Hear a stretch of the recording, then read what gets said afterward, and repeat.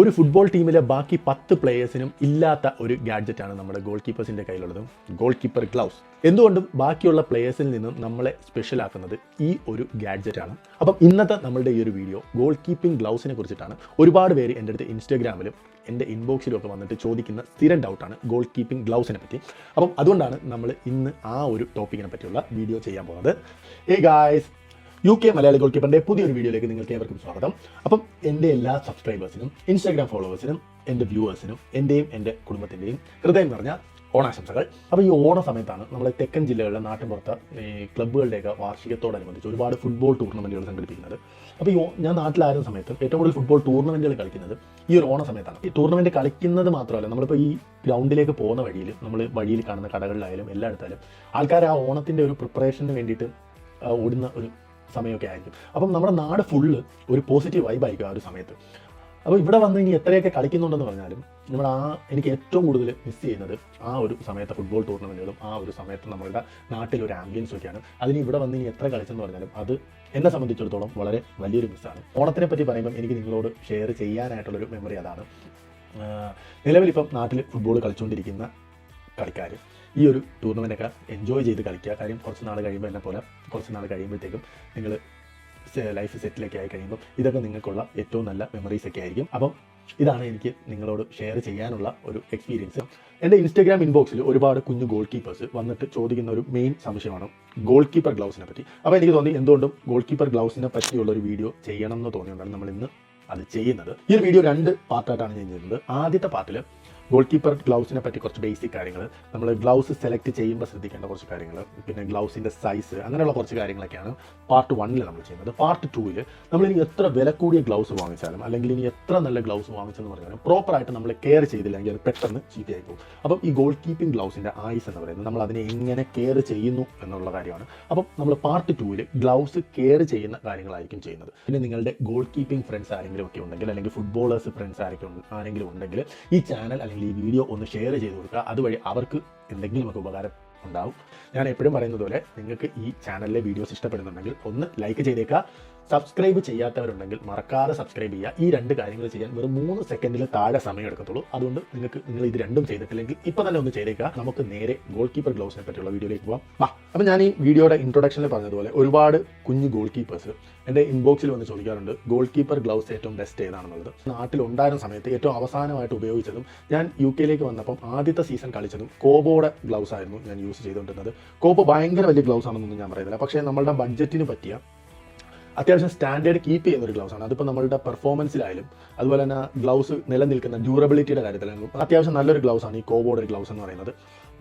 ഞാൻ പറയുന്നത് നമ്മുടെ ബഡ്ജറ്റിനകത്ത് നിൽക്കുന്ന, എനിക്ക് തോന്നുന്നു ഞാൻ അന്ന് യൂസ് ചെയ്തത് ഒരു 1000-നും 1500-നും ഇടയിലുള്ള വിലയിലുള്ള ഒരു ഗ്ലൗ ആയിരുന്നു.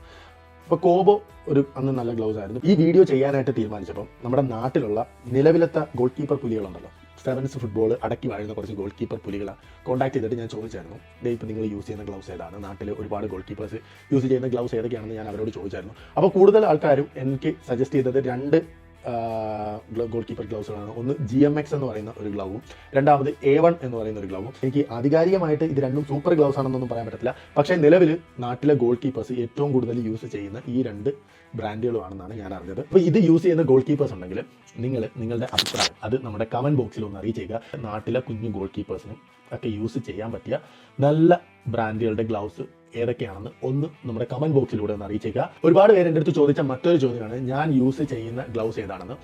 നിലവിൽ എൻ്റെ ഞാൻ കളിക്കുന്ന ക്ലബ്ബും ഇവിടുത്തെ ഒരു ഗോൾ കീപ്പിംഗ് ഗ്ലൗസിൻ്റെ ബ്രാൻഡായ ലൂക്ക ഗോൾ കീപ്പിങ്ങുമായിട്ട് ഒരു ടൈപ്പ് ഉണ്ട്. അവരാണ് നമ്മൾ ഗോൾ കീപ്പേഴ്സിന് ആവശ്യമുള്ള ഗ്ലൗസ് തരുന്നത്. ഇതാണ് ഞാൻ ഇപ്പം നിലവിൽ യൂസ് ചെയ്തുകൊണ്ടിരിക്കുന്ന ഗ്ലൗസ്, ലൂക്ക ഗോൾ കീപ്പിംഗ്. ഇവരുടെ കാര്യത്തിലെന്ന് പറഞ്ഞു കഴിഞ്ഞാൽ ഗ്ലൗസ് ഹാൻഡ്ലിങ്ങിൻ്റെ കാര്യത്തിൽ നമുക്ക് ട്രസ്റ്റ് ചെയ്യാവുന്ന ഒരു ബ്രാൻഡാണ്. അതുപോലെ തന്നെ ഇവരുടെ ഡ്യൂറബിലിറ്റിയുടെ കാര്യത്തിലായാലും സ്റ്റിച്ചിങ്ങിൻ്റെയൊക്കെ കാര്യത്തിലായാലും ഇവർ പക്കയാണ്. നമുക്ക് ട്രസ്റ്റ് ചെയ്യാൻ പറ്റുന്ന ഒരു ബ്രാൻഡാണ് ലൂക്ക ഗോൾ കീപ്പിംഗ്. ഇവർക്ക് ഓൺലൈൻ വെബ്സൈറ്റ് ഉണ്ട്, അവരുടെ ഓൺലൈൻ ഷോപ്പിംഗ് വെബ്സൈറ്റ് ഉണ്ട്. അതിൻ്റെ ലിങ്ക് ഞാൻ ഡിസ്ക്രിപ്ഷനിൽ കൊടുത്തേക്കാം. പക്ഷേ ഇവർക്ക് നമ്മളുടെ ഇന്ത്യയിലേക്ക് ഗ്ലൗസ് ഷിപ്പ് ചെയ്യുമെന്ന് എനിക്ക് ഉറപ്പില്ല. പക്ഷേ UK ഗോൾ കീപ്പേഴ്സിന് ഈ ഒരു വെബ്സൈറ്റിൽ നിന്ന് ഗ്ലൗസ് വാങ്ങിക്കാവുന്നതാണ്. ഒരു കാര്യം ഇനി ഞാൻ നിങ്ങളുടെ അടുത്ത് പറയാൻ പോകുന്നത്, നമ്മളൊരു ഗ്ലൗസ് ചൂസ് ചെയ്യുമ്പോൾ നമ്മൾ എന്തൊക്കെ കാര്യങ്ങളാണ് ശ്രദ്ധിക്കേണ്ടത്. ഗ്ലൗസിനകത്ത് നമ്മൾ ഇതേവരെ ശ്രദ്ധിക്കാതെ പോയ കുറച്ച് ഫീച്ചേഴ്സും കാര്യങ്ങളൊക്കെ ഉണ്ട്. അതായത് അവരുടെ സ്റ്റിച്ചിങ്ങിൻ്റെ രീതി. പിന്നെ രണ്ടാമത് നമ്മൾ ഗ്ലൗസ് സെലക്ട് ചെയ്യുമ്പോൾ അതിൻ്റെ സൈസ് എത്രയാണെന്ന് നമുക്ക് എങ്ങനെ മനസ്സിലാക്കാം.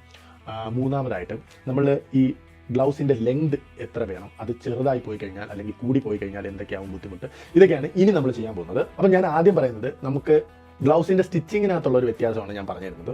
അപ്പോൾ നിലവിൽ ഞാൻ ഇവിടെ 3 ഗ്ലൗസ് എടുത്ത് വെച്ചിട്ടുണ്ട്. ഇതിൽ 2 ലൂക്കായുടെ തന്നെ ബ്രാൻഡാണ്. ഒരെണ്ണം എന്ന് പറയുന്നത് ഞാൻ ആദ്യം പറഞ്ഞ ഇവിടുത്തെ ആദ്യത്തെ സീസൺ കളിക്കാൻ യൂസ് ചെയ്ത കോബോയുടെ ഗ്ലൗസ് ആണ്. അപ്പോൾ ഞാൻ ഈ ഒരു കോബോയുടെ ഗ്ലൗസ് എടുക്കുമ്പോൾ നിങ്ങൾ ഇതിനകത്ത് നോക്കിക്കഴിഞ്ഞാൽ ഇതിൻ്റെ സ്റ്റിച്ചിങ് ഇവിടെ കാണാം. നമ്മളിവിടെ സ്റ്റിച്ച് വന്നിട്ട് പിന്നെയും കുറച്ച് ഭാഗം മുകളിലോട്ടുണ്ട്. അപ്പോൾ ഇങ്ങനെ വരുന്ന ഫ്ലാറ്റ് കട്ട്, ഈ ഫ്ലാറ്റിൽ സ്റ്റിച്ച് ചെയ്ത ശേഷവും കുറച്ച് മുകളിലോട്ട് ഇങ്ങനെ കുറച്ച് ഭാഗം ഇങ്ങനെ മുകളിലോട്ട് നിൽക്കുന്ന ഇതാണ് ഹൈബ്രിഡ് കട്ട് എന്ന് പറയുന്നത്. ഹൈബ്രിഡ് കട്ട് വരുമ്പോഴത്തേക്കും നമ്മളുടെ ഗോൾ കീപ്പേഴ്സിൻ്റെ വിരൽ കുറച്ച് വലുതായിട്ട് തോന്നും. അതാണ് ഹൈബ്രിഡ് കട്ട് എന്ന് പറയുന്നത്. ഇനി നിങ്ങൾ ഈ ഒരു ഗ്ലൗസ്, ഇത് ഞാൻ ഇന്നലെ ട്രെയിനിങ് കഴിഞ്ഞെടുത്തോണ്ട് വന്നത്, വാഷ് ചെയ്യാനൊന്നും പറ്റിയിട്ടില്ല, കുറച്ച് അഴുക്കൊക്കെ ഉണ്ട്.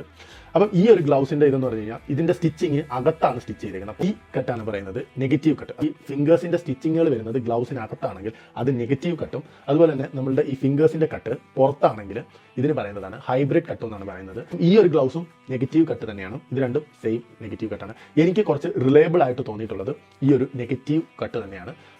നമ്മുടെ നാട്ടിൽ നിങ്ങൾ ഇനി ഗോൾ കീപ്പർ ഗ്ലൗസ് നോക്കുമ്പോഴും ഈ ഒരു കാര്യം ശ്രദ്ധിക്കുക. ഈ 2 ടൈപ്പ് കട്ടുകളാണ് നമുക്ക് മെയിൻ ആയിട്ടുള്ളത്. ഇതിനകത്ത് തന്നെ കുറച്ച് വേരിയേഷൻസ് ഒക്കെ വരുന്ന ഒരുപാട് കട്ടുണ്ട്. റോൾ കട്ട്, പിന്നെ hybrid pro, roll pro, negative pro, അങ്ങനെയൊക്കെയുള്ള കുറച്ച് വേരിയേഷൻസ് ഒക്കെ ഇതിനകത്ത് തന്നെ വരുന്നുണ്ട്. പക്ഷേ മെയിൻലി ഗ്ലൗസിൻ്റെ ഗോൾ കീപ്പർ കട്ടിങ്സ് എന്ന് പറയുന്നത് നെഗറ്റീവ് കട്ടും ഹൈബ്രിഡ് കട്ടുമാണ്. ഇനി പറയാനുള്ളത്, നമ്മൾ ഗോൾ കീപ്പേഴ്സ് ഗ്ലൗസ് സെലക്ട് ചെയ്യുമ്പോൾ ഏത് സൈസ് ഗ്ലൗസ് സെലക്ട് ചെയ്യണം എന്നുള്ളതാണ്. നമ്മളിപ്പം കളിക്കാനായിട്ട് ബൂട്ട് വാങ്ങുന്നു, ജേഴ്സി വാങ്ങുന്നു, നമുക്കെല്ലാം നമ്മുടെ സൈസ് അറിയാം. ജേഴ്സി ആണെങ്കിൽ ഒന്നുകിൽ അത് ലാർജ് ആയിരിക്കും, അല്ലെങ്കിൽ എക്സൽ ആയിരിക്കും, മീഡിയം ആയിരിക്കും. അതുപോലെ തന്നെ നമ്മുടെ ബൂട്ടാണെങ്കിൽ 7 ഇഞ്ച്, 8 ഇഞ്ച്, 9 ഇഞ്ച്, ഇങ്ങനെയൊക്കെ ആയിരിക്കും നമുക്ക് നമ്മളുടെ ബോഡിയുടെ സൈസ് അറിയാം.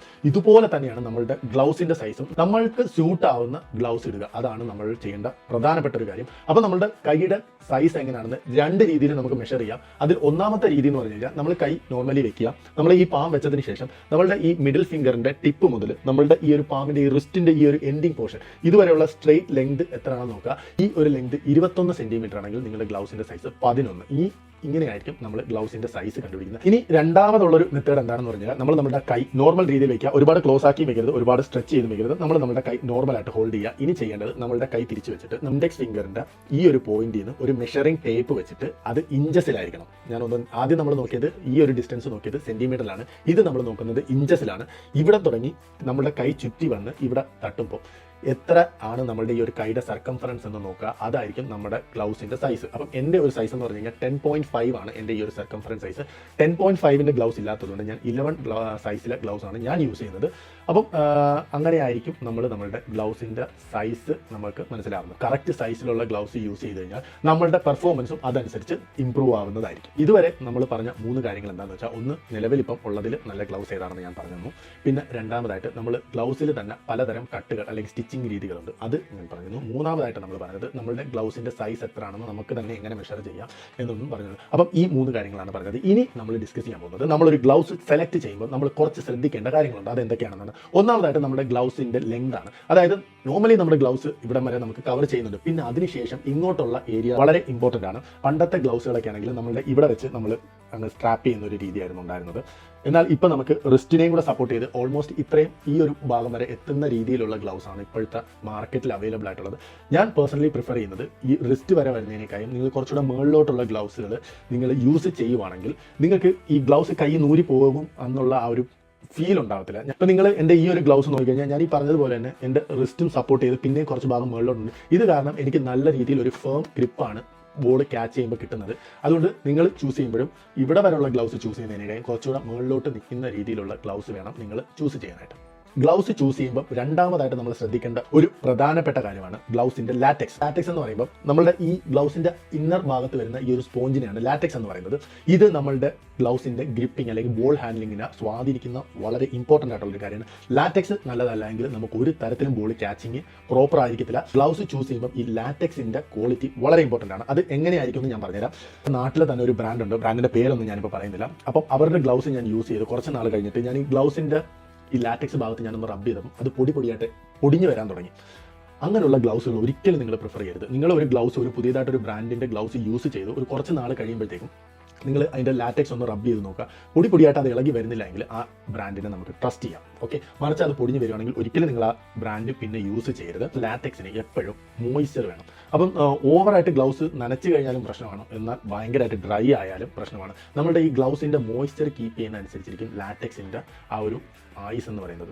ഒരുപാട് വെറ്റാക്കി കഴിഞ്ഞ് കഴിഞ്ഞാൽ ബോൾ ഗ്രിപ്പ് ചെയ്യത്തില്ല, തെന്നിപ്പോകാനുള്ള സാധ്യതയുണ്ട്. എന്നാൽ ഒരുപാട് ഡ്രൈ ആയി കഴിഞ്ഞ് കഴിഞ്ഞാൽ സെയിം തന്നെയാണ്, ഗ്രിപ്പിംഗ് കറക്റ്റ് ആവത്തില്ല, പക്ഷേ പെട്ടെന്ന് ചീത്തയാവുകയും ചെയ്യും. അപ്പോൾ പ്രോപ്പറായിട്ട് നിങ്ങൾ ആ ഒരു ഗ്ലൗസിന് മോയ്സ്ചർ കീപ്പ് ചെയ്യുക എന്നുള്ളത് ഇമ്പോർട്ടൻ്റ് ആയിട്ടുള്ള കാര്യമാണ്. ഇനി എനിക്ക് നിങ്ങളോട് പറയാനുള്ളത്, നിങ്ങൾക്ക് വൈകുന്നേരങ്ങളിലാണ് ഗെയിമെങ്കിൽ നിങ്ങൾ തലേന്ന് രാത്രിയെ ഗ്ലൗസ് വാഷ് ചെയ്ത് നനച്ച് വെച്ചേക്കുക. അപ്പം നിങ്ങൾക്ക് കളിയുടെ സമയമാകുമ്പോഴത്തേക്കും ആ മോയ്സ്ചറിൻ്റെ ആ ഒരു അളവ് കറക്റ്റ് പ്രോപ്പറായിട്ട് നിങ്ങൾക്ക് കിട്ടുന്നതായിരിക്കും. ലാറ്റക്സിന് പ്രൊട്ടക്ട് ചെയ്യുക, നല്ല ലാറ്റക്സ് ഉള്ള ഗ്ലൗസുകൾ തന്നെ ചൂസ് ചെയ്യുക. നമ്മളൊരു കടയിൽ പോയിട്ട് ഒരു പുതിയ ഗ്ലൗസ് വാങ്ങുമ്പോൾ ആ ലാറ്റക്സ് നല്ലതാണോ അല്ലേ എന്ന് അറിയാനായിട്ട് ഒരു ടിപ്പുണ്ട്. നമ്മൾ ഈ ഗ്ലൗസ് ഇട്ടതിന് ശേഷം നമ്മൾ അവിടെ എവിടെയെങ്കിലും ഒരു മിററോ അല്ലെങ്കിൽ ഒരു ഗ്ലാസോ ഉണ്ടെങ്കിൽ ആ ഗ്ലാസ്സിലോട്ട് നമ്മളുടെ കൈ ഒന്ന് ഗ്രിപ്പ് ചെയ്യുക. എന്നിട്ട് ഈ കൈ ഒന്ന് പയ്യെ പൊക്കി നോക്കുക.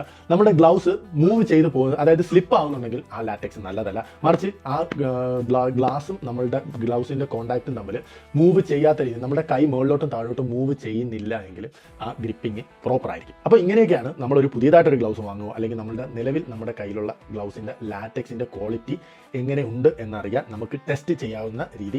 ഗോൾ കീപ്പേഴ്സിൻ്റെ അടുത്ത് എനിക്ക് പ്രധാനപ്പെട്ട ഒരു കാര്യം പറയാനുണ്ടെന്ന് വെച്ചാൽ, ഈ ഇൻസ്റ്റാഗ്രാമിലും യൂട്യൂബ് ഷോർട്സിലും ഒക്കെ കുറേ ഇൻഫ്ലുവൻസേഴ്സ് വന്നിട്ട് ഗോൾ കീപ്പർ ഗ്ലൗസ് പ്രൊട്ടക്ട് ചെയ്യുന്ന രീതിയിൽ എങ്ങനെ ഡൈവ് ചെയ്യാമെന്നൊക്കെ, ഈ റിസ്റ്റ് കുത്തി വീഴുക, നക്കിൾ കുത്തി എണീക്കുക, ഇങ്ങനെയൊക്കെയുള്ള ഒരുപാട് കോപ്രായങ്ങൾ കാണിക്കുന്നതൊക്കെ ഞാൻ കണ്ടിട്ടുണ്ട്. ദയവായി നിങ്ങൾ ഇങ്ങനത്തെ കാര്യങ്ങളൊന്നും അനുകരിക്കാതിരിക്കുക. നിങ്ങളുടെ ഗ്ലൗസ് കൂടി പോയാൽ ഒരു 1000 രൂപ 2000 രൂപ ഒക്കെ ആവത്തുള്ളൂ. പക്ഷേ നിങ്ങൾ ഇങ്ങനെ ചെന്ന് വീണ് ഇഞ്ചുറി ആയി കഴിഞ്ഞാൽ അതിനേക്കാളും ഒരുപാട് വലിയ തുകയായിരിക്കും നിങ്ങൾക്ക് നഷ്ടപ്പെടുന്നത്. അതുമാത്രമല്ല, ചിലപ്പോൾ നിങ്ങളുടെ കരിയർ തന്നെ ഇല്ലാണ്ടാവുക. അതുകൊണ്ട് ഒരിക്കലും ഇങ്ങനെയുള്ള ഇൻസ്റ്റാഗ്രാം ഇൻഫ്ലുവൻസേഴ്സോ യൂട്യൂബേഴ്സോ കാണിക്കുന്ന കോപ്രായങ്ങൾ അനുകരിക്കാൻ ശ്രമിക്കാതിരിക്കുക. നിങ്ങളുടെ കോച്ചസ് പറഞ്ഞു തരുന്ന രീതിയിൽ തന്നെ നിങ്ങൾ ട്രെയിൻ ചെയ്യുക. നിങ്ങളുടെ സേഫ്റ്റി ഉറപ്പാക്കുക. ഇത് എനിക്ക് നിങ്ങൾക്ക് തരാനുള്ള ഒരു കൈൻഡ് അഡ്വൈസ് ആണ്. ഒരു കാരണവശാലും ഇങ്ങനെയുള്ളവരെ കോപ്പി ചെയ്യരുത്, അവരെ എൻ്റർടൈൻ ചെയ്യരുത്. അപ്പോൾ ഇത്രയൊക്കെയാണ് ഗോൾ കീപ്പർ ഗ്ലൗസിനെ പറ്റി എനിക്ക് നിങ്ങൾക്ക് തരാനുള്ള കുറച്ച് ബേസിക് ആയിട്ടുള്ള ഇൻഫർമേഷൻസ്. അപ്പം ഗ്ലൗസ് നിങ്ങൾ വാങ്ങുന്ന സമയത്ത് ഞാൻ നേരത്തെ പറഞ്ഞ 3 കാര്യങ്ങൾ ശ്രദ്ധിക്കുക. അടുത്ത ഒരു വീഡിയോയിൽ നമ്മൾ എങ്ങനെയാണ് ഗ്ലൗസ് കെയർ ചെയ്യുന്നത്, ഗ്ലൗസ് വാഷ് ചെയ്യുമ്പോൾ ശ്രദ്ധിക്കേണ്ട കാര്യങ്ങൾ എന്തൊക്കെയാണ് എന്നൊക്കെയുള്ള കാര്യങ്ങൾ നമ്മൾ പാർട്ട് 2 ചെയ്യുന്നതായിരിക്കും. അപ്പം നിങ്ങൾക്ക് ഈ വീഡിയോ ഉപകാരപ്പെടും എന്ന് തന്നെയാണ് എൻ്റെ ഒരു വിശ്വാസം. നിങ്ങൾക്ക് ഇഷ്ടമായെങ്കിൽ ഒന്ന് ലൈക്ക് ചെയ്തേക്കുക. നിങ്ങളുടെ ഫ്രണ്ട്സായ ഗോൾ കീപ്പേഴ്സിന് ഉറപ്പായും ഈ വീഡിയോ കൊണ്ട് ഉപകാരപ്പെടും. അതുകൊണ്ട് അവർക്ക് കൂടെ ഒന്ന് ഷെയർ ചെയ്ത് കൊടുക്കുക. അപ്പം ഇതിൻ്റെ പാർട്ട് 2 ആയിട്ട് നമുക്ക് അടുത്ത വീഡിയോയിൽ കാണാം. എല്ലാവർക്കും ഒരിക്കൽ കൂടി എൻ്റെ ഹൃദയം നിറഞ്ഞ ഓണാശംസകൾ.